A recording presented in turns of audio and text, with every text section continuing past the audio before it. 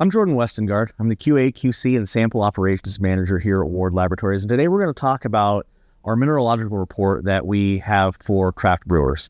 So a lot of craft brewers can, yes, you can use your municipality report and you can look at a lot of the things that they have listed on there.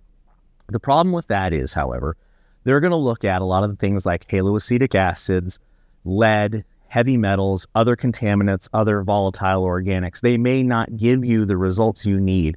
Say your calcium, your magnesium, your bicarbonate levels. Those are all things that are very important in the brewing and the mashing process.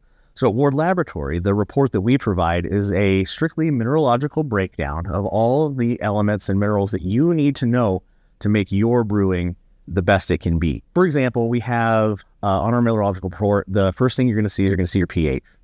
So for your water, you'd like to be at around neutral. Sometimes you can get alkaline, sometimes you can be acidic. In the brewing process, we'd rather be alkaline than acidic, but you can always adjust those pHs using some of the brewing salts that we're going to talk about here in a little bit.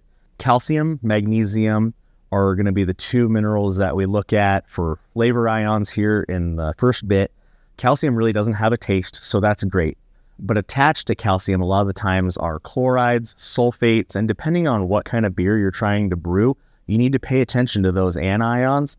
If you're going to brew a New England IPA, you want that 5-to-1 chloride to sulfate ratio. And depending on what kind of calcium you add, either when it's calcium sulfate, which is gypsum, or magnesium sulfate, which is an Epsom salt, that's going to affect your mineral levels, and that's something you need to be looking out for.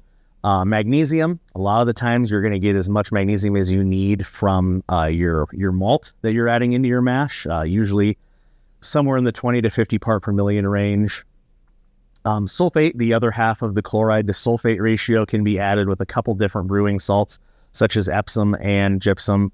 Those are going to be either calcium or magnesium, like we talked about earlier. So with a New England IPA, you need that 5-to-1 chloride to sulfate ratio. If you're doing a West Coast IPA, you need a 5-to-1 sulfate to chloride ratio. So on that West Coast IPA, you're looking for that piney, those bitter notes that you're going to get from the expression of the hops, and the sulfate really helps drive that. Whereas on the East Coast, you're looking for that fruity, that juicy IPA, and that chloride amount, that 5-to-1 chloride to sulfate is really going to drive that fruity and that hop expression, that direction.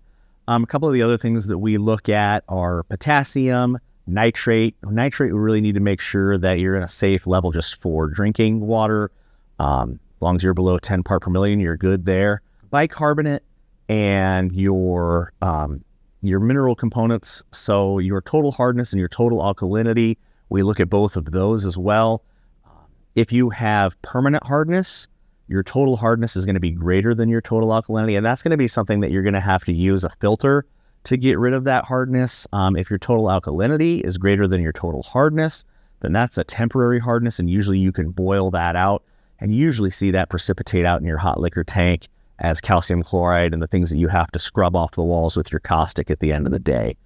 But anyways, here at Ward Lab, we provide all of this mineralogical knowledge to you.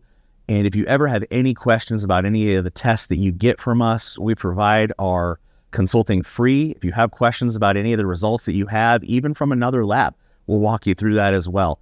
If you do call in and ask about Brewers Kits, you'll be talking to me. So I hope you get ready to be bored by some more chemistry. But I will walk you through it and we'll get you to where you need to be to ensure your brew perfection. Thanks.